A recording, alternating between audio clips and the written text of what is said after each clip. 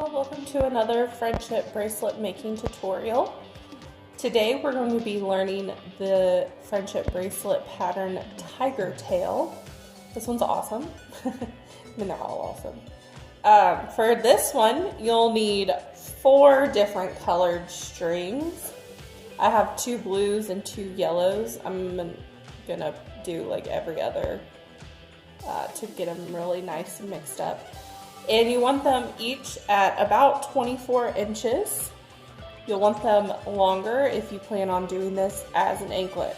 Also, you may notice my wrist every now and then has our very first friendship bracelet, the hot twist. Still looks good. Again, you'll want to tie off all 4 of your strings into one knot, leaving about a 3-inch tail. You can use masking tape, a heavy book, or something along those lines to hold down your tail as we begin.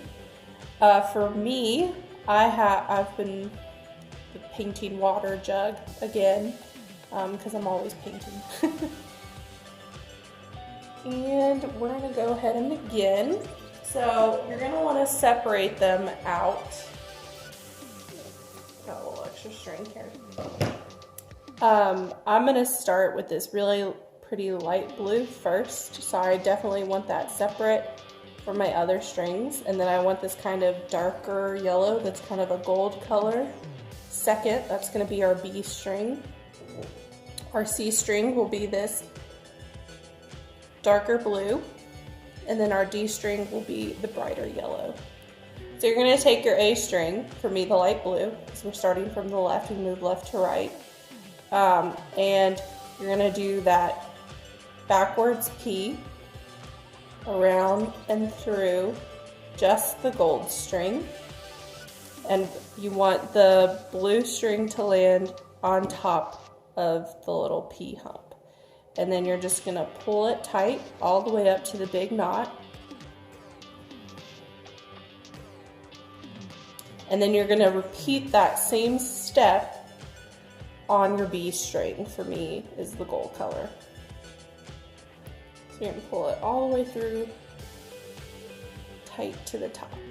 And now you're going to switch those strings places. So now B will be the first string out here, and A is moving over, and now A is going to wrap around C. So again, you're going to make the backwards P go over and then around and through. So around, under, and then over that hump, and then pull it nice and tight around that dark blue. All the way up to the knot, and then you're going to do that same thing again around that C string. Pull it nice and tight, and now you're going to move the C string over, and A is now going to wrap around your D string, which for us is the bright yellow. So you're going to make that backwards P, wrap it around and through, have it land on top, and pull it tight. And then again, around and through, and pull it tight. And once again, A is going to move over, and now your A is going to be your last string, B is your first, C is your second, and D is your third. And we're going to do that whole thing again, but this time using our B string. So B is going to wrap around C once, and then twice.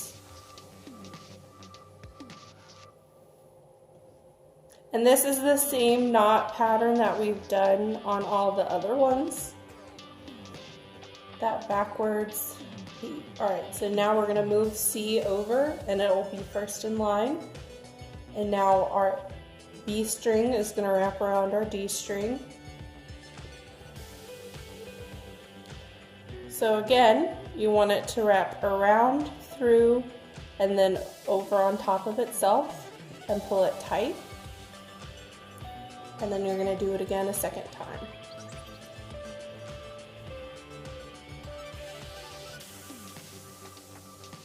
and then you're going to move the D string over, and your B string is now going to wrap around your A string. So over, around, and through that hump and on top of itself, and pull it tight. And then again a second time.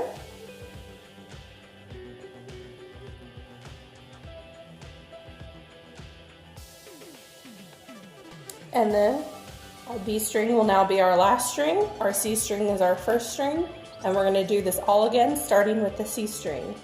So around, through, and pull it nice and tight, and then a second time.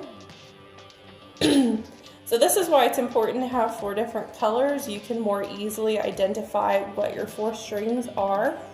You don't have to. You can do different, like 2 different colors, but you'll notice how much I separate them out so I can really see which one's next.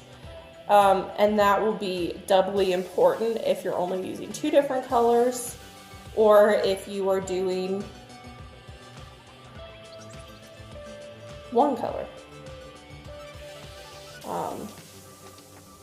And then 1 knot and a second knot.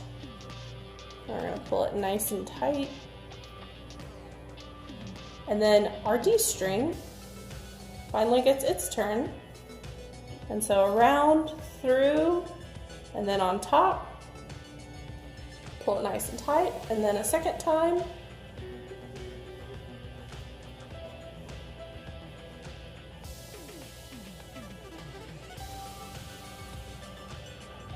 And then move that A string back out to the beginning. D around B once, and then twice, and then move B over, and then D around C once, and then twice.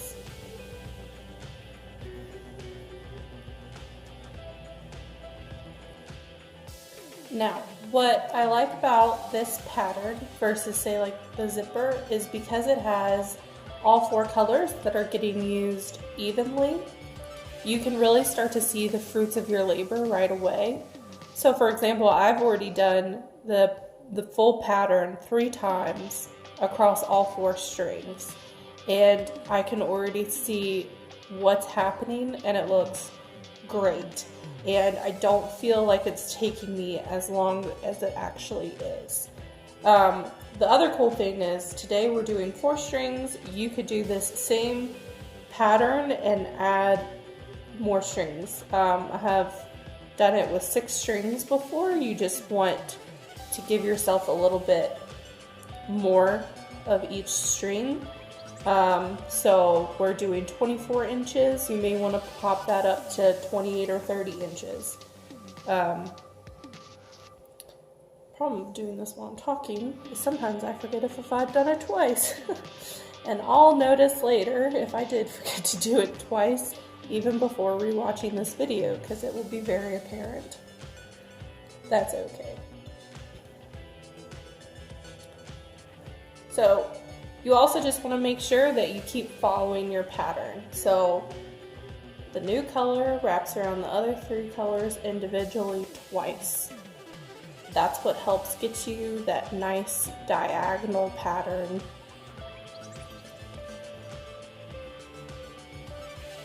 That you can see so well.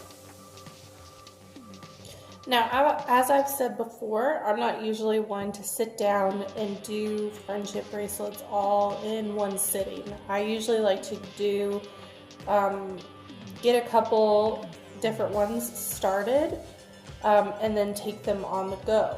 Last time with the zipper, I gave a little tip on writing on the masking tape which one was on the left and which one was on the right, and which color you left off on. With this one, you can do the same thing, but the lovely thing about this one and having all 4 different colors is you can see which color is supposed to come first, second, third, and fourth just from the very first line of pattern. Also, it goes from left to right, which you can also see it starts higher diagonally on the left and moves down towards the right, so you know which side to do it from. And then you won't get confused.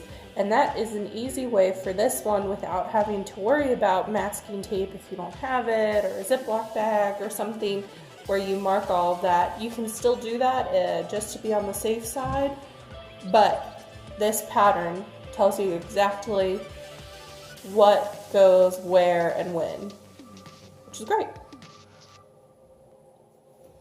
So now we've got a good bit of this bracelet done. And as it gets closer to the end and you're eyeballing it and you're just not sure whether you should add more or not, just take the tape off or remove it from your heavy object and wrap it around your wrist. So for me, the complete top of my wrist is covered with the pattern, which is great.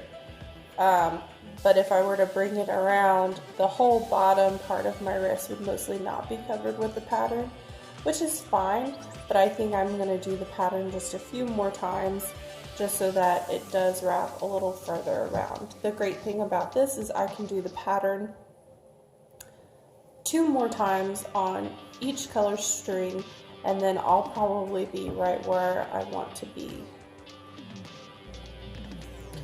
Okay, so I added 2 more full patterns.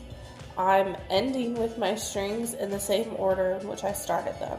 That is not a requirement, that's just me. But if you want to do that, if you want to make sure every color is used evenly throughout the whole thing, I think that that's the way to do it. Okay, so now I can see if it's at a length that I like, and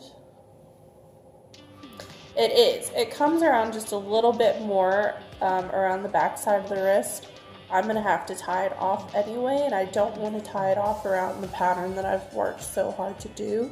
So this will leave just enough for the tying off, for which we have just finished this. So you're going to take all 4 strings.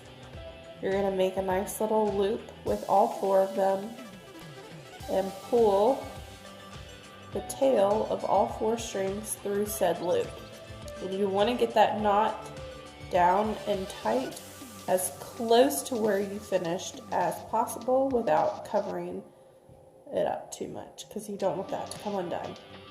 And then if you want to do a double knot, just do a second loop, pull all those strings through, and then just make sure that you're tightening it right around that knot that you had just formed to make it a true double knot.